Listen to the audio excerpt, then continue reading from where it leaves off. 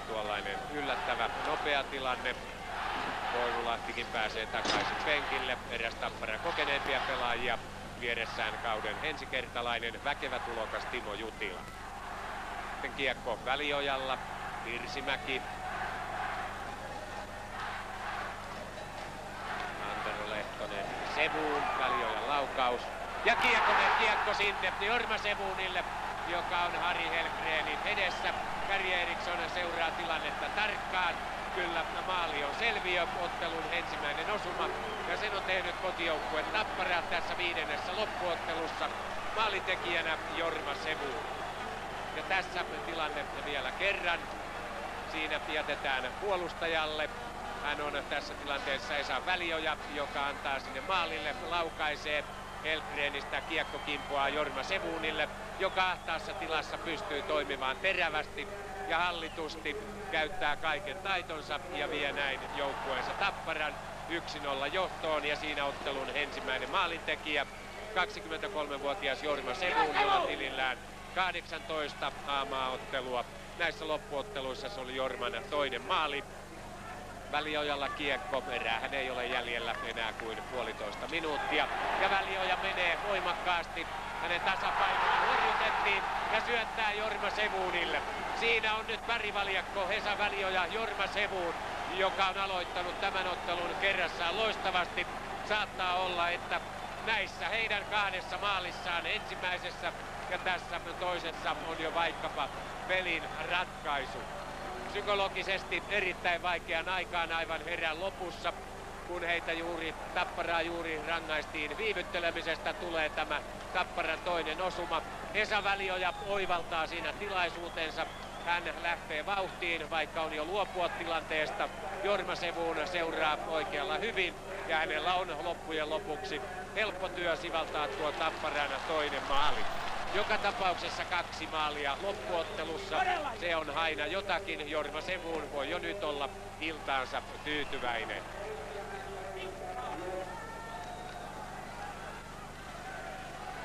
Suikkasen laukaus aivan ottelun toisen erän halussa ensimmäisestä Kärppien hyökkäyksestä. Ja tällä tavalla Oulun Kärpät on kaventanut pelin 2-1, kun ainoastaan muutama sekunti oli pelattu ottelun toista erää. Ja siellä onniteltavana sitten Kai Suikkanen, maalin tekijä. Ja tässä näette uudelleen tuon hänen kovan vetonsa, joka 2 tolpan kautta menee sinne Hannu Kamppurin taakse. Siinä oli sellainen veto, että sille ei Hannu Kamppuri kerta kaikkiaan voinut mitään. Ja näin olemme numeroissa 2-1, kun ainoastaan 7 sekuntia on pelattu ottelun toista erää.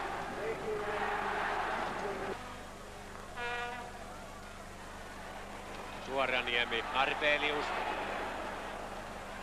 Suikkanen.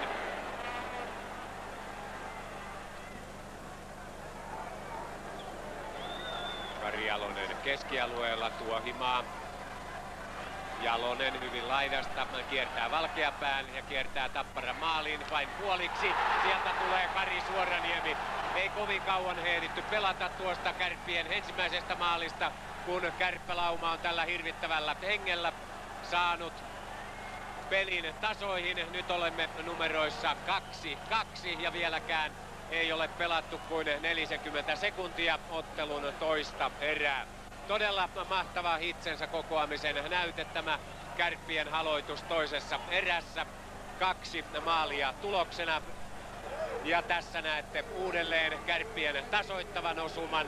Kari Jalonen jättää hienosti tuon maalinkiertonsa kesken ja työntää tuonne maalin eteen pystyyn. Ja sieltä Kari Suoraniemi vetää koko voimallaan ja kaikella sillä antaumuksella, latauksella, mitä hänellä tähän otteluun tultaessa on ollut. Ja sitä tosiaan sitten oli varsinkin tultaessa tähän toiseen erään. Nyt siis Juha Nurmi rangaistusaitiossa ja Kärpillä taas ylivoima jäällä ja ylivoimaa yrittää käyttää hyväkseen joukkueen kakkosviisikko. Kari Jalosen johtama kentällinen Suikkanen, kova laukaus, jatkajana oli Arbelius, mutta niinhän se meni kiekko sitten päin Kamppuria. Ja tuo Nurmen rangaistus alkoi, kun Ottelu oli pelattu 35-48. Toista minuuttia sitä vielä on jäljellä. Jalonen kiertää Suden. Sitten vastassa Valkeapää. Taakse Suikkaselle. Suikkasen kova laukaus. Kamppuri torjuu eteen. Ja Kari Suoraniemi on paikalla. Kari Suoraniemi vie Kärpät ensimmäistä kertaa tässä ratkaisevassa loppuottelussa johtoon. Ja numerot ovat taululla: Tappara 2, Kärpät 3. Ja näinköhän Oulun Kärpät on valmistelemassa sellaista jymypaukkua, että ei paremmasta väliä. Ensimmäisen erän Kärpät oli hieman haltavastaajana, mutta hyvä lataus tässä toisessa erässä jatkuu. Kari Jalonen järjestää tämän hyökkäyksen alun mainiosti, sitten vetää voimalla ja vimmalla. Suikkanen kiekko kimpoaa Kamppurista Kari Suoraniemelle ja Suoraniemi tekee toisen henkilökohtaisen maalinsa ottelussa, mikä tietää Kärpille 3-2 johtoa. Ja Sadat Oulusta paikalle Hakametsän halliin Tampereelle saapuneet oululaiset elävät nyt sitten riemukkaita hetkiä, juuri niitä hetkiä, joita varten he pitkän matkan tänne Pirkanmaan pääkaupunkiin Pohjois-Hämeeseen ovat sieltä Pohjois-Pohjanmaalta tehneet. Ja näin siis nyt kiitämme urheilutunnin osalta seurasta.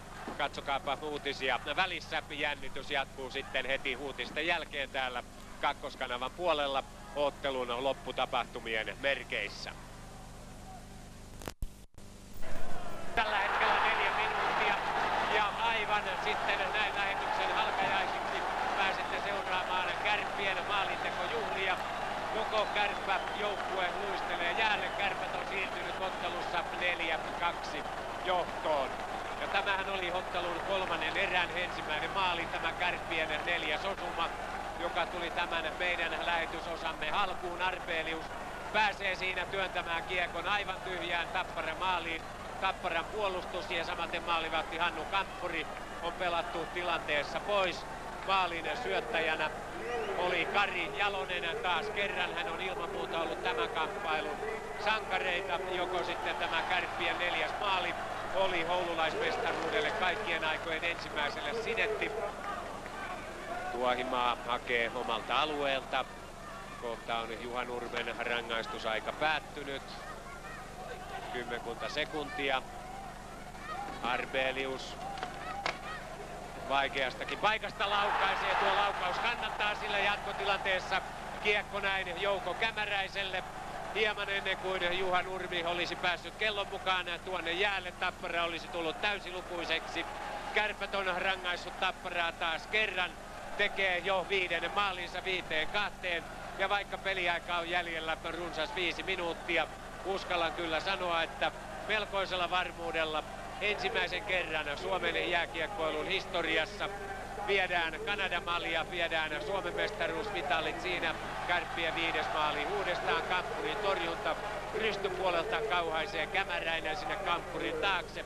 Niin uskallan jo sanoa tässä vaiheessa, että niin kuin siinä kannustajien liput kertovat, Kärpät on mestarit ja ensimmäisen kerran näin vietäisiin sitten Kanada-mallia ja mestaruusmitalit aina meidän jääkiekkoilumme pohjoisimpaan tukikohtaan Ouluun saakka.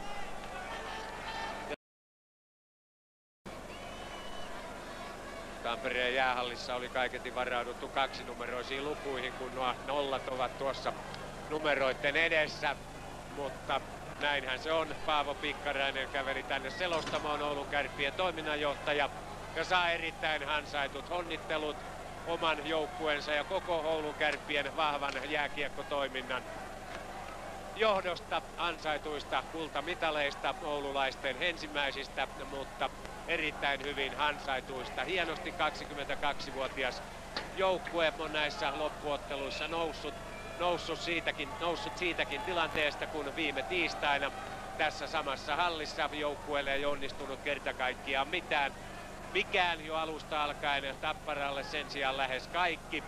Ja näin tuo ottelu sitten jo muutaman minuutin pelin jälkeen oli 4-0 Tapparalle, ja tuloksenahan oli silloin tamperelaisten murskavoitto 13-2.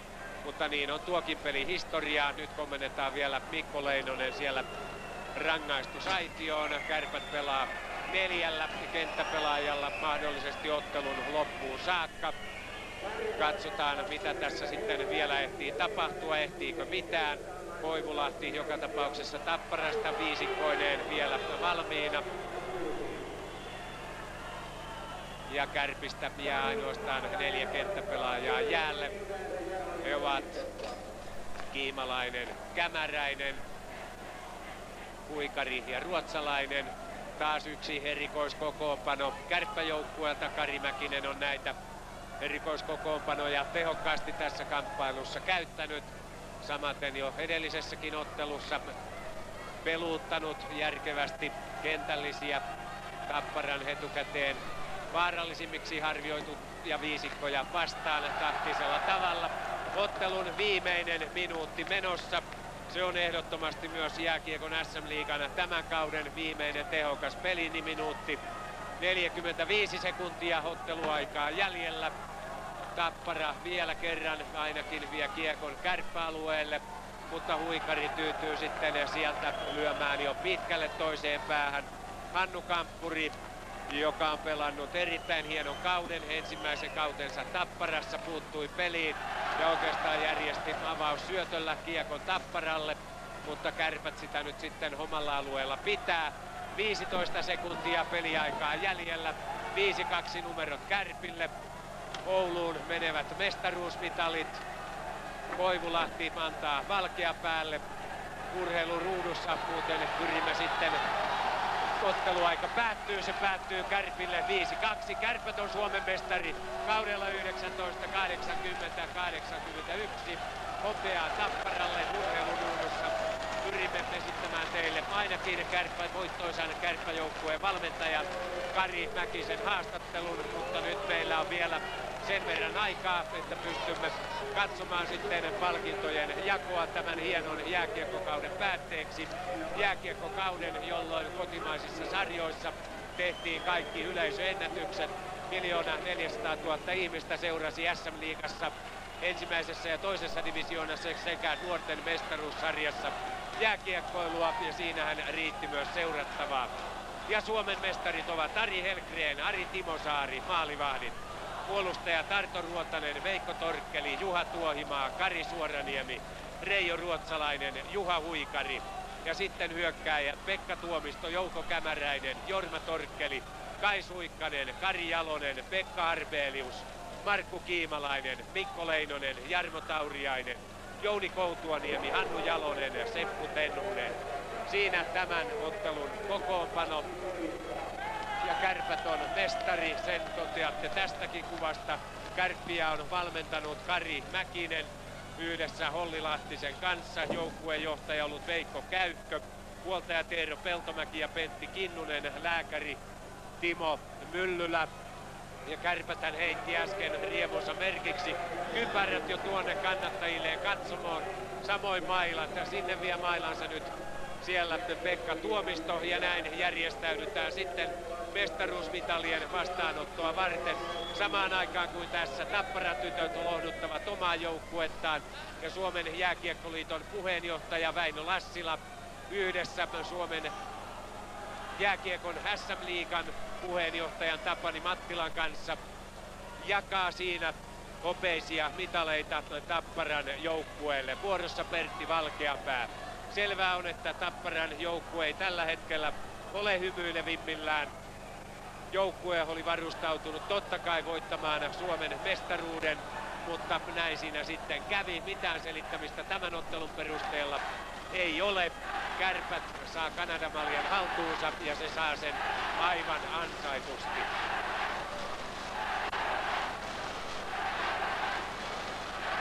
Kirsi Leppämäki on siellä, puheenjohtaja Teuvo Peltola, huoltajat Juhani Paatsjoki, Jarmo Männistö ja joukkueen lääkäri Pekka Alanen, muita osatekijöitä unohtamatta. Ja vielä siellä annetaan hopeamitaleita. Katsotaan sitten, toivottavasti meidän aikamme riittää, että näemme sen hetken, kun tuolla siirrytään tuonne Kärppien puolelle mitaleita antamaan. Siinä Paavo Pikkarainen, Kärppien toiminnanjohtaja, harmaassa puvussaan onnittelemassa omia pelaajiaan. Siellä on Martti Larva, siellä on muita Kärppien eteen vuosien varrella paljon työtä tehneitä nimiä. Jorma Nykästä ei sovi unohtaa. miestä siellä paljossa takana Oulun nousussa erääksi maamme johtavaksi kiekkokeskukseksi ja nimenomaan Suomen mestariksi tällä kaudella. Ja siinä sitten Tapparan valmentaja Rauno Korpi ottamassa vastaan onnitteluja, sillä onnittelun samoin Jorma Kallio ja Juhani Paatsjoki. Onnittelun arvoisia ovat nämä hopeamitalitkin, urheilu on tällaista. Väkisin siinä toinen joukkue voittaa, kaikkensa on Tappara tehnyt ja yrittänyt, mutta tänään sitten Kärpät oli parempi.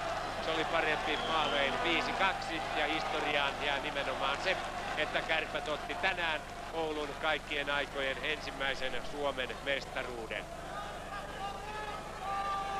Ja sitten Kärppien pelaajille annetaan nuo mestaruusmitalit. Kärppien kapteenihan on Veikko Torkkeli, joka tulee nostamaan maljan korkealle vielä tänään, nimenomaan tuon Kanada-maljan kiertopalkinnon. Ja näin Väinö Lassila, Tapani Mattila ja Kirsi Leppämäki siirtyvät sitten onnittelumitaleiden ja kukkien kanssa kärppäjoukkueen puolelle Suomen mestarit mallia 1980-81 ja heille sitten mitalit kaulaan.